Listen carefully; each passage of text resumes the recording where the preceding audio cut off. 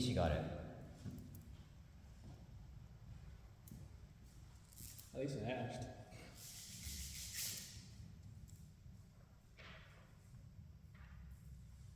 Are we able to animate the paper? Still working on it. I did take it home specifically for that purpose, though. So it's there. Welcome in, Dharma Boots. We're going to go ahead and get started. We're going to today we're going to be talking about Brian. Come on.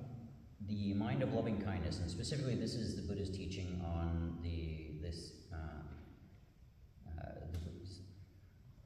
it's usually famously called the Buddha's teaching on the recollections on the saw or something along those lines. You'll see that when we get into it, right there at the bottom. And the whole point of this is there are ways to go about being, going about what happens when people are not necessarily nice and kind, which kind of relates to what we were talking about, in the other service this week. And I think it makes sense. So this is just a nice little encouragement piece. But we're gonna get started, and we'll get into that.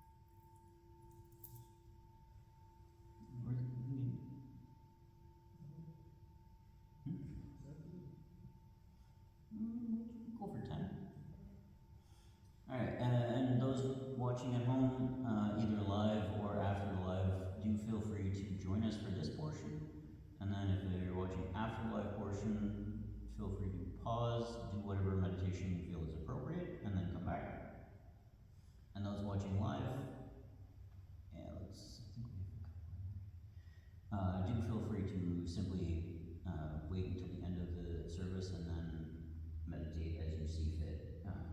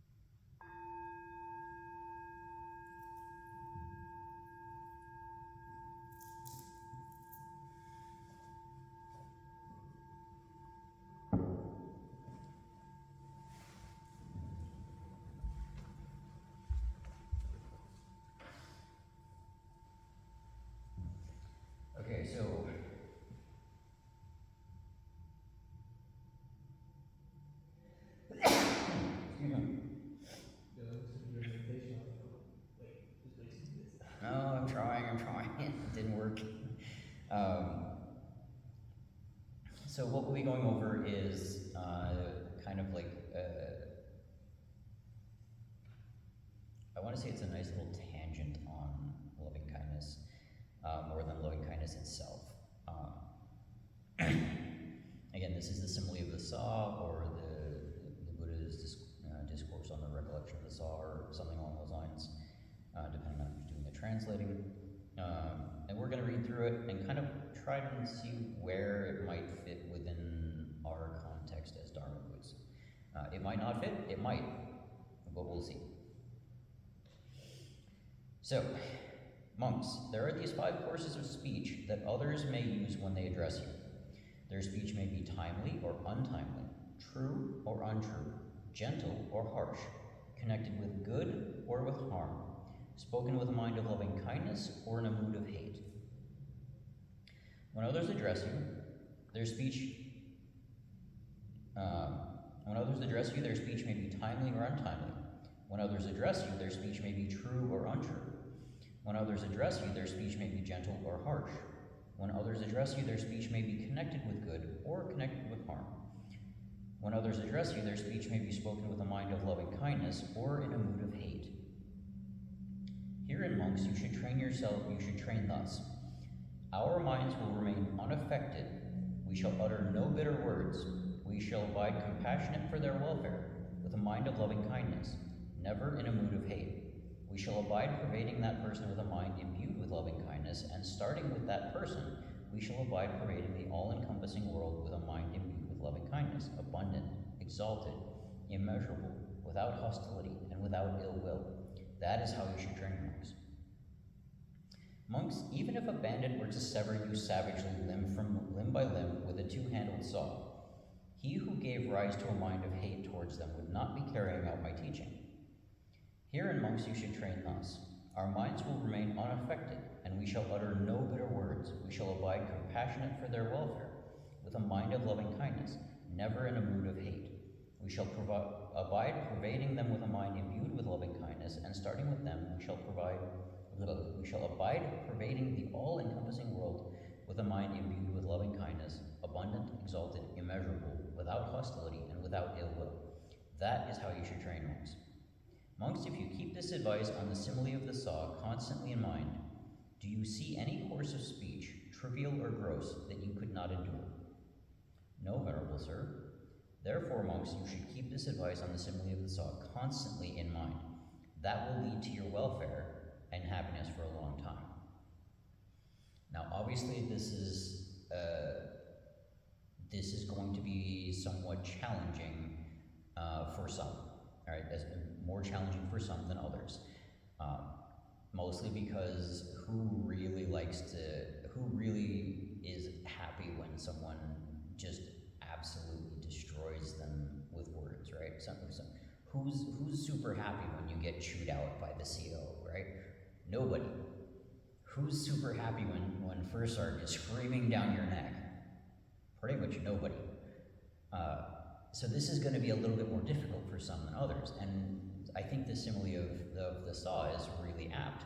Like, if you can endure all of that without hate, without giving into a mind of hate, or a mood of hate, it makes it a lot easier, right? If you can remain unattached to the words themselves and see the person who's issuing them and try to understand with compassion what they're enduring, what they're going through, that would lead them to say those words, it becomes a whole different conversation.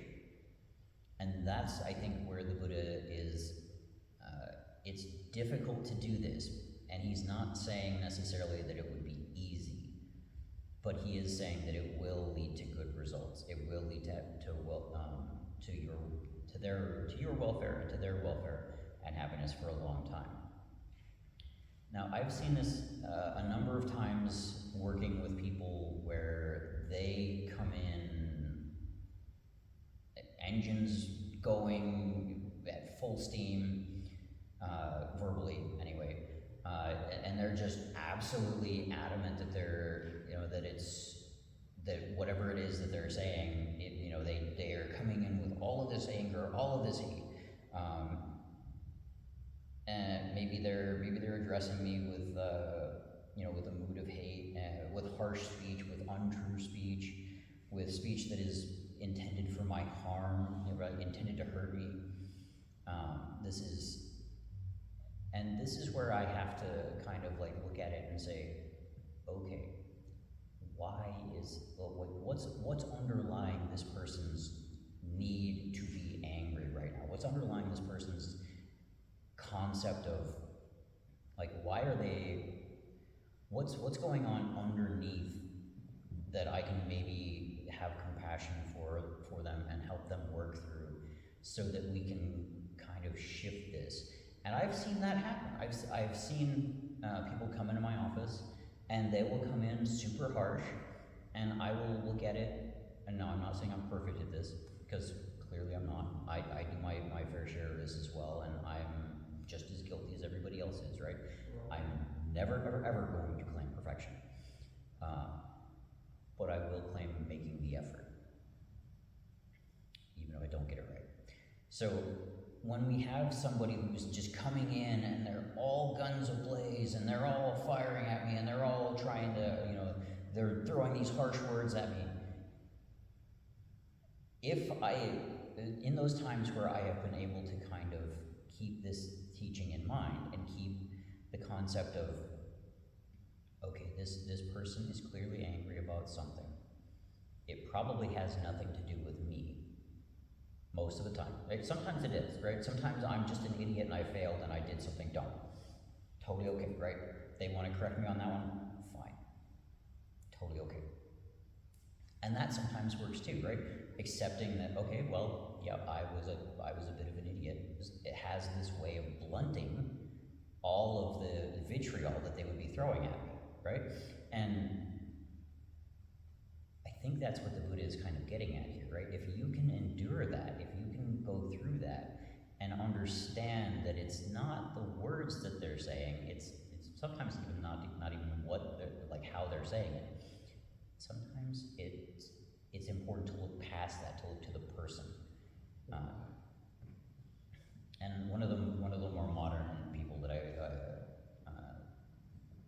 I quote often, and I usually have her quote up on my door. I don't think I have it right now, but in fact, I might put it up there. Ashley Warner. And what she says essentially is, beneath every behavior is a feeling, right? And we're kind of getting at this, right? So beneath the speech, right, whatever insults they're throwing at me, is a feeling, which is probably some sort of anger. But underneath that feeling, there's another layer that's the one that actually matters, right? The behavior is influenced by the feeling. The feeling is influenced by the need. What need of theirs is not being met when they're saying these things?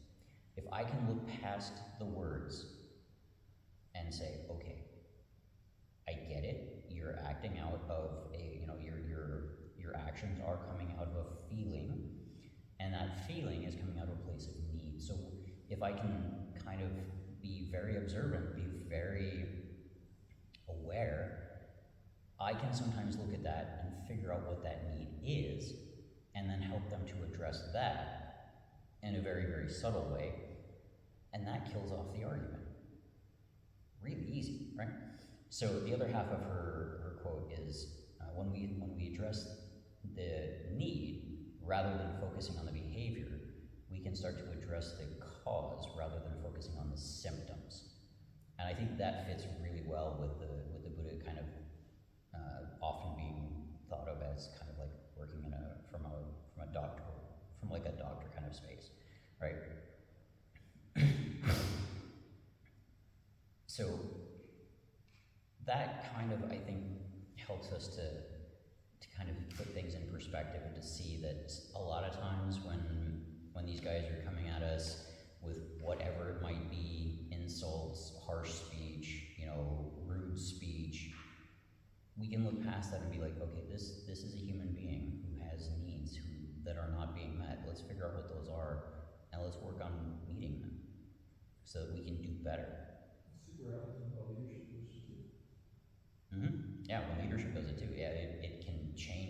entire course of not just that conversation, but the entire course of how they of the work relationship with whoever they're working with, right? So it can really change how that person views them at both as a leader and as a human being. It can be a really, really powerful statement when done right.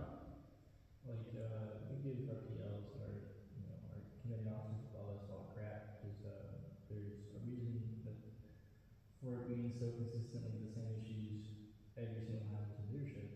That being said, the minute that committee officer decides that, oh, let me figure out the why, instead of playing the I'm just an officer card, or leadership because I'm an officer,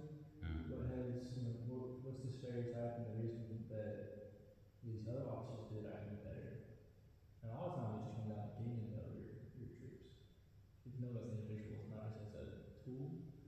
A lot of times they'll fight for you, and because you figure out their why and their cause, not as the symptoms of like work is hard, you do too much, timeline stuff, and instead you go, well, let me explain why I changed timeline so much, because it's not my fault. They go, okay, you know what, we'll talk to whoever else and figure out why we put this in our RPL, et cetera, et cetera. So it's definitely very applicable.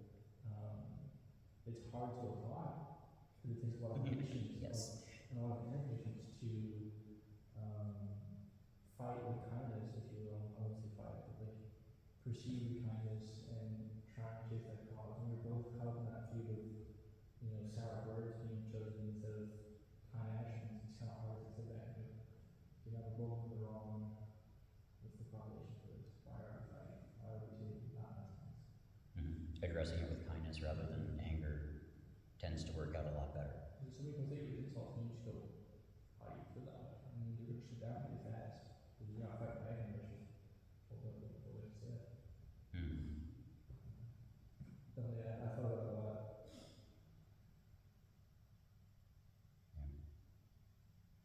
So, and that I guess that kind of just proves it really does kind of prove the point, right? The other quote that I have up on my door, and I actually have this one up there right now. In the war of egos, the loser always wins. Yeah. So if we're coming at it from a place of ego, we're coming at it from a place of I'm bigger, I'm better, that's a place of anger, right? That's a place where we can look past that, past that behavior and look to the need and say, okay, this person's feeling insecure. Let's be calm and gentle with it, right? You don't have to win the argument to win the argument. You don't have to go through and be right all the time. The winning is to be right. Solution. Might That's be. the real win. Because you don't have a solution, you find it right. And you find it right right away. That's the real loss. Yeah. That's my opinion. No, that's actually a sensible approach. If I have to step in my life, I know it's wrong. If I could be in a conversation and just move on my day, I did something right. And it was a fluid conversation, we just follow behind this, and move on. I have to go home at the end of the night, I'm still thinking about what we said. One of us, or probably me, I did something wrong. I should have said something nicer. I should have known the right thing. I failed. So I'll think about my mistake, and I'll consider the corrections to make the next time. When I see the same symptoms and the same causations come again, this pattern of transition is very important. I can do better, and try to do better, and try it more out. Of course. You've ultimately failed. Once you've lost, you've failed, and you no longer consider how to make that problem better the next time. You just get along. You don't try to make it better after this when you fail. When you lose, you fail. That's the point. Yeah. It works. So yeah, main point, to kind of go back over it a little bit, the Buddha is sitting there saying, okay, so we shall abide pervading that person with a mind imbued with loving kindness, and starting with that person, we shall abide pervading the all-encompassing world with a mind imbued with loving kindness, abundant, exalted, immeasurable, without hostility, no will. So this is kind of what we're talking about, is like we can see that person with that loving kindness, with that compassion, and we can move past our own egos. We can move past the kind of like, I gotta be right, everybody else is wrong kind of mindset, and we can actually get to a real solution, to a real kind of like concept of, okay, maybe I don't win the argument, maybe I don't get that nice little dopamine hit from getting that win, but I'm gonna do something more important, and that can be good too. So, just to kind of like recap what we're talking about, and I think I'm gonna close it out there, because I don't honestly think it needs that much more explanation. Like it's kind of self-explanatory today. So next week we will be doing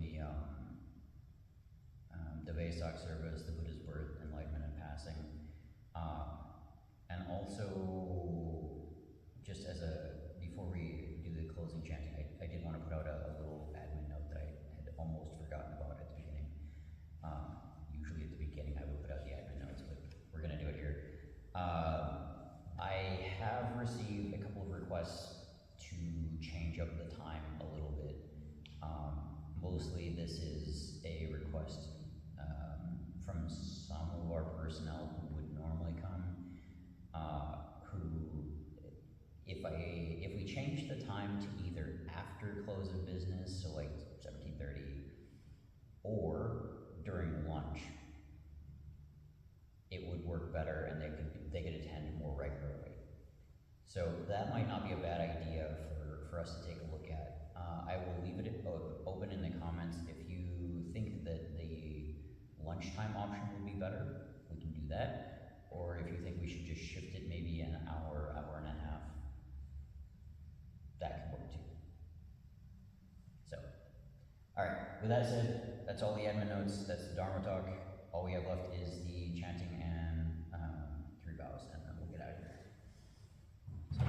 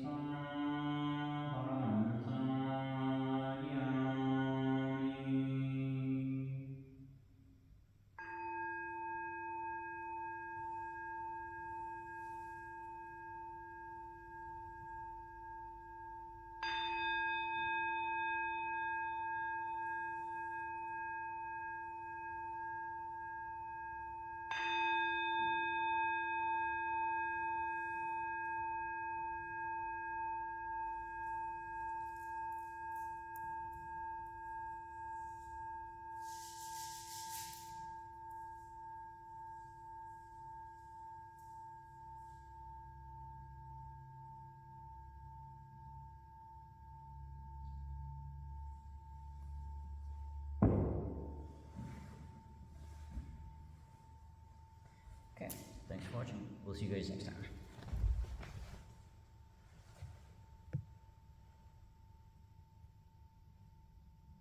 Oh, come on.